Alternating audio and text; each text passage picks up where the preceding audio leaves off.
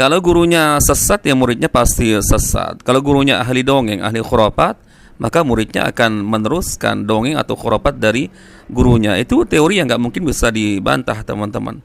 Terkecuali nanti di perjalanan sang murid atau muhibbin mendapatkan hidayah, sehingga mengetahui ternyata apa yang selama ini dia dapatkan dari gurunya keliru atau bahkan sesat.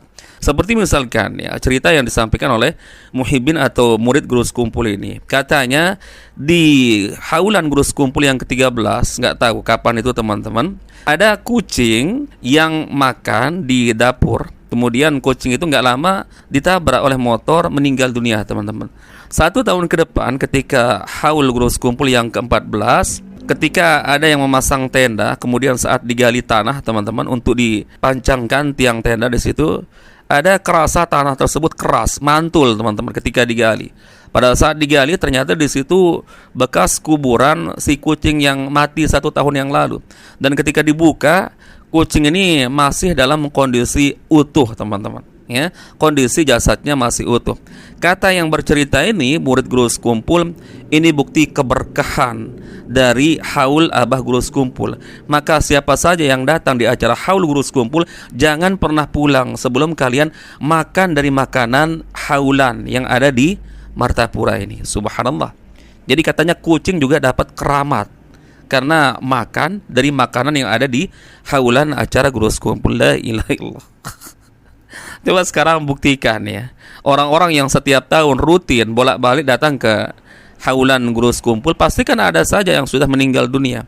Coba gali, kita buktikan ya. Mereka kan pasti pernah makan juga di acara haulan guru sekumpul. Kita mau lihat jasadnya. Subhanallah, ini halu tingkat tinggi, teman-teman. Coba kita simak videonya. Nang hadir jangan bulik dulu sebelum makan nasi haul. Kenapa? Yakin-yakin berberkah. Di sekumpul, jangan pergi sahaulnya. Di sekumpul. Nah, ini dapur nih, dapur sekumpul banyak lah. Dapur sekumpul, kucing datang makannya. Diberi orang makanan, nah, mau makan beli mat. Imbah makan kanyang parut, berjalan, katimbukan, diranjah sepeda motor. Ya selesai udah. Diranjah sepeda motor lalu mati. Habis kisahnya. Ada itu ada. Diranjah sepeda motor mati lalu dikuburakan. Dikuburakan orang. Nya kucing itu disuruh jual kuburakan. Binatang apa dikuburakan? Dikuburakan. Imbah dikuburakan itu haul nang ke-13 kalau udah salah. Haul ke-14 batajak pulang dapur di situ. Ya kah? Batajak pulang tenda di situ. Nah, pakaian apa? Tirak tangannya. Tirak apa? Tirak lah. Nah, mantul. Dibuka, diangkat, kucing nang tadi kada hancur, darah di hidungnya masih kayak hari ini juga mati. Ayo, kucing makan nasi haul ada hancur. Apalagi Habib. Apalagi guru. Kata. Artinya kucing aja bakal amat tuh. Kada hancur kucing. Padahal setahun pikiran. Setahun tuh 365 hari.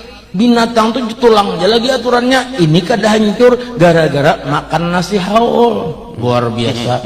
Matinya jangan boleh kurang kada makan nasi haul. Banyak kalau panitia sedia ya Allah 2 bungkus orang ada bapak. Mun sebagian orang nasi haul itu kan dibawa bulik dikaringakan pulang kayaknya dicampurakan lawan nasi nang sehari-hari itu nah supaya berberkah. Kucing gara-gara pernah makan makanan yang di acara haul guru sekumpul, ini jadi keramat, teman-teman. 1 tahun yang lalu meninggal ketika dikuburkan, dan 1 tahun ke depan ketika haulan yang ke-14 itu katanya ketika digali kuburannya, karena ada yang mau mendirikan tenda di situ, tanahnya mantul-mantul keras, teman-teman. Pas digali ternyata jasad kucing yang 1 tahun lalu dikuburkan di situ. Ini jasadnya masih utuh katanya, gara-gara makan makanan yang ada di acara haul guru sekumpul. Subhanallah. Katanya ini keramat, ya, keramat berkat makan makanan yang ada di acara haul sekumpul, teman. Gimana dengan Habib katanya, ya, lalu gimana dengan guru? Maka lebih keramat lagi. Makanya tadi saya minta teman-teman, coba tolong buktikan sekarang, ya, orang-orang yang bolak-balik setiap tahun di haulan guru sekumpul pastikan sudah ada yang meninggal dunia juga, teman-teman. Coba cek kuburannya. Kalau memang seperti itu, luar biasa makanan yang ada di haulan guru sekumpul. Ini puncak-puncak kebodohan, teman-teman. Ini bukti orang yang doyan cerita-cerita khurafat itu akan menutup akalnya. Jadi yang terlihat kebodohan seperti ini, teman-teman. Dan kalau kita bantah, ini kita katakan khurafat, teman-teman, pasti dalih mereka akan menuduh kita tidak percaya kepada karamah, teman-teman.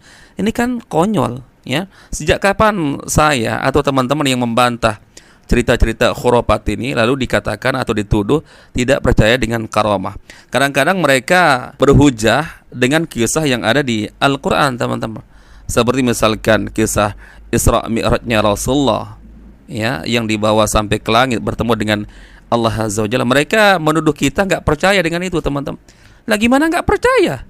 Uang kisah Isra Mi'rajnya Rasulullah sampai ke langit ketujuh bertemu dengan Allah Azza wa Jalla, ya meskipun tidak bertemu secara jasad, ya, karena ada cahaya yang menghalangi. Gimana kita nggak percaya? Wong yang menceritakan itu Allah Azza wa Jalla dalam Al-Quran di surah Al-Isra. Subhanalladzi asra bi'abdihi laila minal masjidil haram ilal masjidil aqsa alladzi barakna haulahu linuriyahu min ayatina, sampai dengan selesai. Kita percaya karena itu Allah yang menceritakan.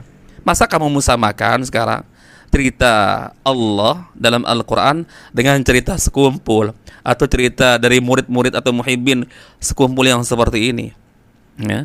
Kemudian misalkan mukjizat Rasulullah yang pernah membelah bulan, kita percaya itu ada di hadis sahih. Kemudian perlu kalian tahu juga, Rasulullah pernah menaiki Gunung Uhud bersama, kalau nggak salah, Abu Bakar, Umar, dan Utsman. Nggak ada Ali kalau nggak salah di situ, teman-teman, ya. Kemudian tiba-tiba Gunung Uhud bergetar. Gunung Uhud bergetar, bergoyang, teman-teman. Maka Rasulullah mengatakan di situ, "Usbut Uhudun fa innaka nabiyyin wa siddiqin wa syahidan." Tenanglah engkau wahai Gunung Uhud, karena sungguhnya di atasmu ada seorang nabi, ada seorang siddiq, Abu Bakar maksudnya, dan dua orang yang akan mati syahid, ya, Umar dan Utsman. Gunung Uhud bergetar, teman-teman. Saya percaya atau tidak, teman? Percaya, teman-teman. Karena yang menceritakan Rasulullah, hadisnya sahih. Masa kamu sekarang mau bandingkan apa yang ada kisah di Al-Quran, kisah yang ada di hadis Nabi, dibandingkan dengan cerita dari mulut sekumpul yang pernah mengaku Rasulullah kuburannya terbelah, bergoyang, lalu Rasulullah keluar dari kuburannya dan mencium lututnya. Kemudian cerita dari muridnya ini, ya, subhanallah. Ini artinya kamu menyetarakan firman Allah Azza wa Jalla, sabda Rasulullah, dengan mulut dari sekumpul atau para muhibbinya, teman-teman. Apa tolak ukur kebenarannya, ya, atau apa yang membuat kita harus wajib percaya dengan cerita-cerita somplak seperti ini, teman-teman? Kalau Al-Quran ya wajib dipercaya, mau masuk di akalmu, oke, mau nggak masuk, teman-teman, ya. Taib, kita lanjut di video khurafat yang kedua. Lagi-lagi ini dari muridnya atau muhibbinya, teman-teman, tentang keutamaan kopi.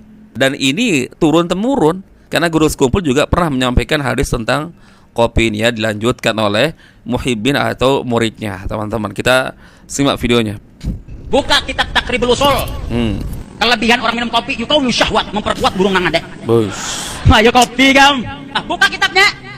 Dulu almarhum Abah Guru pernah bapander, cuma ulun karena tahu, ulun takon di guru, ulun rayo. Guru jalan.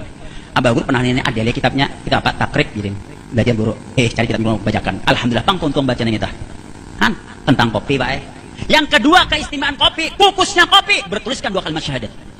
Astagfirullah. Yang ketiga, orang yang minum kopi sambil berniat ketika panas tunggal dikitan, dikabulkan hajatnya oleh Allah Subhanahu wa taala. Bila anak kecil yang keempat minum air kopi tunggal dikit-dikitan, jangan terlalu banyak, tidak mau kena penyakit stip. Yang kelima, bila rumah itu ada hantunya, olahkan kopi.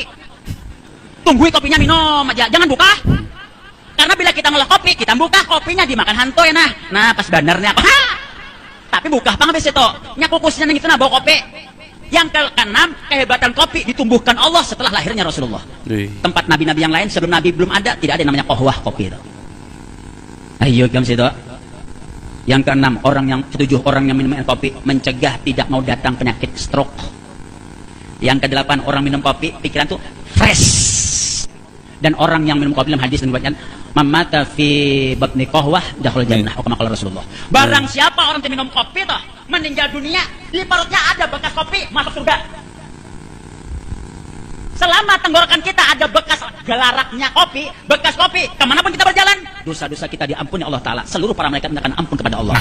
Toh, teman-teman, banyak sekali faedahnya. Kalau nggak salah 8 sampai 9 tadi. Yang terakhir, Katanya siapa yang minum kopi dan masih ada bekas kopi di tenggorokannya, maka malaikat akan senantiasa mintakan ampun untuknya kepada Allah Azza wa Jalla. Kemanapun dia pergi, dosa-dosanya akan diampuni. Ini luar biasa, teman-teman. Dan katanya tadi jelas, ya, yang bicara ini dia dengarkan hadis ini dari guru sekumpul. Nah, ini yang saya katakan, teman-teman.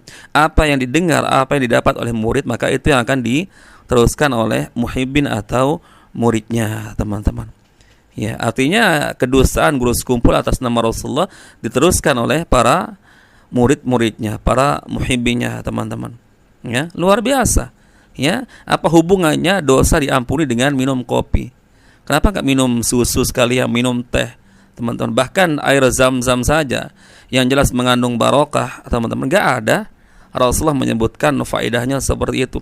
Siapa yang minum air zam-zam, maka senantiasa malaikat akan memintakan ampun kepada Allah untuk si peminum air zam-zam. Yang ada hadisnya sahih bahwa yang minum air zam-zam itu sesuai dengan yang diniatkan oleh si peminum. Misalkan nih, kita minum air zam-zam, kita niatkan agar tubuh kita menjadi sehat, ya, dilancarkan rezeki, ya teman-teman. Boleh itu, benar itu, karena hadisnya sahih. Tapi tunjukkan, ada nggak hadis tentang air zam-zam? Siapa yang minum air zam-zam maka pasti dosa-dosanya akan diampuni. Sebagaimana fadilah kopi yang dikatakan oleh murid sekumpul yang tadi, teman-teman. Nggak ada. Ya, subhanallah.